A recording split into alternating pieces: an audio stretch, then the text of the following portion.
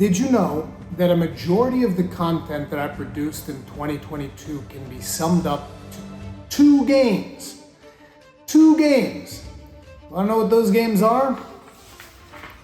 This one, obviously, Monster Hunter Rise Sunbreak, and Elden Ring. These were a majority of the content that I produced throughout 2022. Well, I'm looking to change that for 2023. I want to see more. I want to see more things. I want to record more things. I want to live stream more things. Not necessarily produce more content, but produce more different content, if that makes sense. Maybe even produce more content. Who knows? Maybe that will end up being a nice little byproduct, but that is something we're going to be figuring out next year. For now, we got to talk about what are some of the games that I'm excited to check out in 2023. Let's go.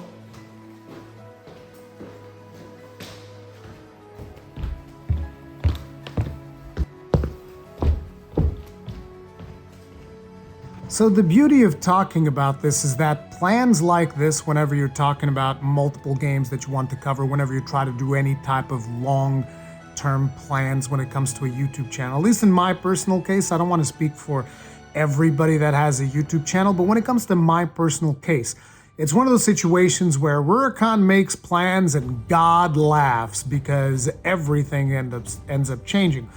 But it's still nice to have a little bit of a layout, and in this particular video, one of the objectives is going to be for you guys to tell me if you feel like, hey, have you considered maybe checking out this other game? This might be something that interests you. So this list is purposefully somewhat short. I believe there's about 10 games in here overall, but this is kind of like the basis of the content that I want to create come next year. Whether or not that is going to pan out, who knows? A lot of things might change. Who the hell knows if I'm going to be able to stick with it? But we shall see. And for these games, there's either going to be at least like 1 or 2 videos, or maybe even like multiple live streams like what is happening right now for Crisis Core. At least that is my intention. And I want to know, every time that you see a video from me, I want to see more feedback, right? I want you guys to tell me, oh, I'm enjoying this, I'm not enjoying this. Like a lot of you guys have been enjoying these crazy skits that I end up doing at the beginning of this video. This isn't even that much effort, and in a way, it is something that to me, it is creatively fulfilling. It might be something as simple as like a shot of me just like running around in different places here at the warehouse, but it feels good to do that type of stuff. It's something that I really enjoy. So let's talk about this. Firstly, next year, one of the games that I'm going to be playing for sure is still going to be Crisis Core, even though that's not really a 2023 title. That's just something that you can expect to see. But one of the first games that we will be playing, we'll at least be checking it out. I'm not sure how deeply I'm going to dive back into this. And it's kind of weird because at the start of this video, I'm like, oh my God, my whole last year was decided by this game. And then the first game that I'm going to bring up is exactly that one. It's Monster Hunter Rise on PlayStation 5. I want to try that out just to see what it's like on PS5. Maybe I'll end up enjoying it. Maybe I'll end up playing some more. Maybe we'll do some live streams. I mean, we'll definitely do a couple of live streams at least.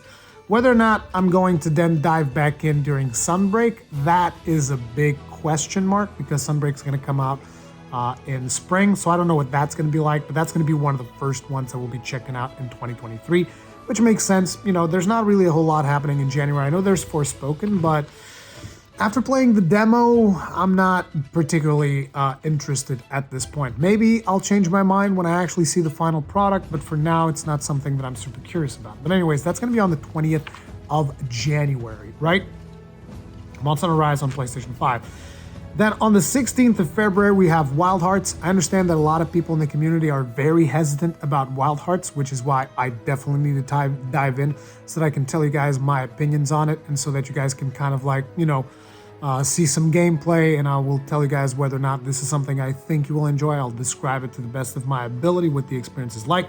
We'll definitely be playing this, but as it turns out, we're not going to have a whole lot of time to dedicate to Wild Hearts because on the 3rd of March, we're going to be getting Wolong. Now, Wolong was actually a pretty fun demo that I played. I know that some of you guys might be wondering, wait, I actually watched you play the demo. You seem pretty upset. Yeah, I always get upset with games like that, but it's part of their charm almost. They trigger certain emotions in me, but we shall see. what the final product is like. I definitely want to see if I can go ahead and do a full playthrough of that, but we'll see how that pans out. Obviously, depending on whether or not I'm able to get early access to it as well, which I don't have a lot of context when it comes to this particular publisher. I don't think. I don't even know how I got access to Neo all the way back when. So I'll have to see if I can score Wulong. But if not, we'll just buy it on release and we'll figure something out, right? On the 17th of March, we have Jedi Survivor. Now, I'm interested in Jedi Survivor because I enjoyed Jedi Fallen Order. I even think there's a full stream of that on the channel. I think they did a pretty decent job with Jedi Fallen Order. So Jedi Survivor is just something that I want to check out as well. I'm going by order, by the way, guys, by order of release. And then eventually when we don't have release dates anymore, I'll just tell them by order of importance, right? But 17th of March, Jedi Survivor, that is definitely something that I want to check out. Now, on the 12th of May, this is a big one, Zelda is it called Breath of the Wild even? I think it's just Zelda Tears of the Kingdom, whatever. You guys know what it is. It's the second Breath of the Wild. Have to play that. Love the original to bits. Can't wait to jump back in to this one. It's definitely something that I'm super excited about. Now, this next game, this one's hard for me. This one's very hard for me because, in a way, you know, I have tons of videos talking about this game as well as the company developing this game on my secondary channel, Rurikhan Unleashed, because I didn't want it to bring all of those videos onto this channel. But if I do play this game, it'll be on this channel. It is Diablo 4. And I know what you guys are thinking. You guys are going to be like, Rurikhan, Diablo 4? Really? It's like, look, the main reason why I'm even considering playing Diablo 4 is because Blizzard is actually doing a really good job with World of Warcraft Dragonflight. This is not a joke. This is not a meme. World of Warcraft Dragonflight is actually one of the best expansions so far. I mean, they haven't messed it up so far. Who knows what happens tomorrow? Because with Blizzard, I don't even know what to expect anymore. But so far, World of Warcraft Dragonflight has been one of the best World of Warcraft expansions they've ever released, which is an extremely surprising thing that I would never thought I was going to say. I would have never expected to be saying that. So that gives me a little bit of hope for Diablo 4, but I do not like the business model they're going for. I think they're overly monetizing the game. I think that the fact that this game is going to cost 80 euros on consoles in Europe is insane. 80 euros, my guy? Are you all crazy? What the hell are you guys smoking over there at Blizzard? You're going insane. I don't know what it is that you're smoking. You need to stop. You need to just like, hey, cut it out. Stop. And they're also monetizing the early access to the game, which is an absolutely disgusting practice that I cannot stand. I've given Ubisoft a bunch of crap for this. I will give Diablo 4 a bunch of crap. I mean, Blizzard a bunch of crap for this as well. But 6th of June, Diablo 4, we may be checking it out. That I'm still deciding on whether or not I want to. It's like, okay, this one's still in the air. Like, I'm sorry, I can't. It is what it is, okay? That's just that simple. But anyways, on the 22nd of June, this might actually be the game that I'm the most excited for throughout the whole year. It's definitely a toss-up between the next two games, which one I'm the most excited for, but I think this one comes out on top because this one is made by a team of people that have made a game that I've played that I consider to be the best story that I've ever experienced. I've posted that on the channel. I don't know how many people actually watch that video because it's kind of like a type of video game that you don't see often in my channel, right? But it is Final Fantasy XVI. Now, some of you might be thinking, Final Fantasy XVI, ooh, but 15 had all of those problems when it came out and all of that. Listen, forget about that, okay? Because Final Fantasy XVI is being made, and just in case you guys have been keeping out of the loop with Final Fantasy XVI because you didn't really enjoy what 15 had to bring to the table or you haven't enjoyed Final Fantasy in a while, let me tell you something. The team that is working on Final Fantasy XVI, I vouch for them. It's Creative Business Unit 3 within Square Enix. This is Yoshi P's team. This is the team that is behind Final Fantasy XIV. And that, Final Fantasy XIV, is the best story that I've ever experienced in any form of media in my life. This is my personal opinion. And I know that some people are like, oh, read Shakespeare, read this, read that. Yes, all of those deep stories that maybe work for a lot of you guys. The story of Final Fantasy is a story that works for me. The story of Final Fantasy XIV is a story that works for me. And therefore, I am super excited to see what they are doing with 16, because this team is, in my opinion, the best Final Fantasy team that we've ever had. And I know that this is kind of like a bold statement. A lot of people are going to disagree with me because everybody has their own favorite Final Fantasy games. Mine just happens to be 14. I love 14. I think 14 is an amazing game, and I cannot wait to play Final Fantasy 16. I think it's going to be completely awesome. I am definitely going to be streaming the whole thing here on the channel, streaming or maybe even doing like, individual videos, maybe doing like a traditional Let's Play in the vein of something like what we did for Elden Ring or whatever. I'm definitely going to be doing a bunch of stuff on that. And I understand this is probably going to be problematic for the YouTube algorithm and all of that stuff. And it's going to, like, to give you guys an idea, a lot of you shown me a lot of support for the recent video that I posted indicating some of my plans for the future of the channel. I cannot tell you how thankful I am for all the support that you guys have shown me in that video. But I also want you to understand that after I released that video, I lost about 30 subscribers.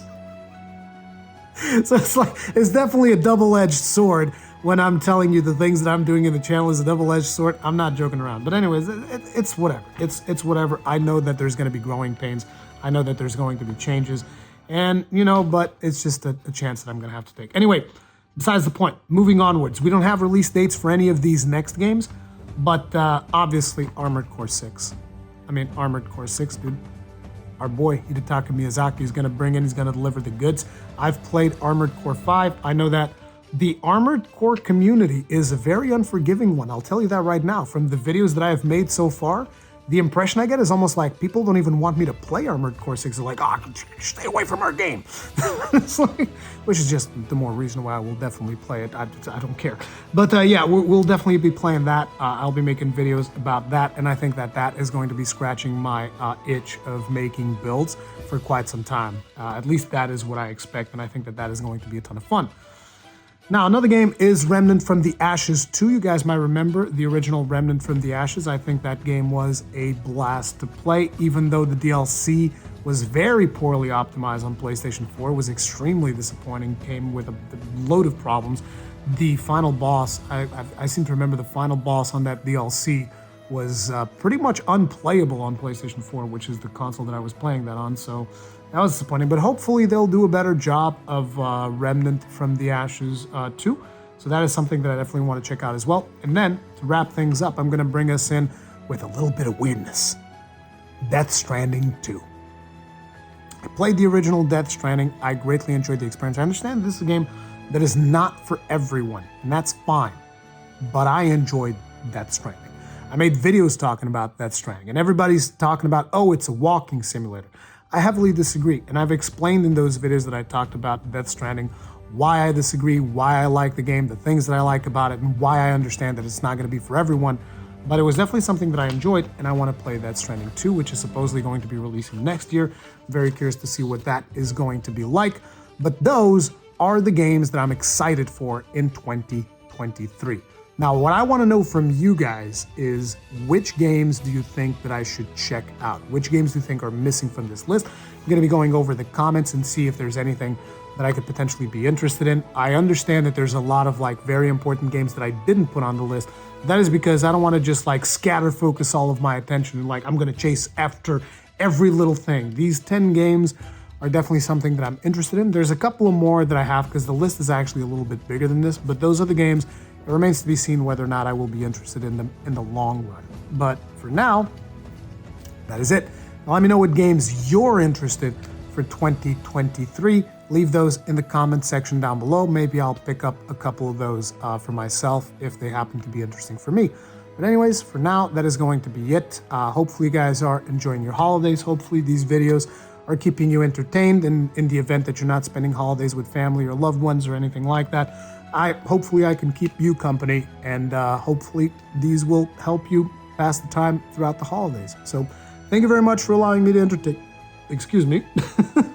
Thank you very much for allowing me to entertain you. I'll see you guys in the next one. Stay strong, stay safe. Peace out.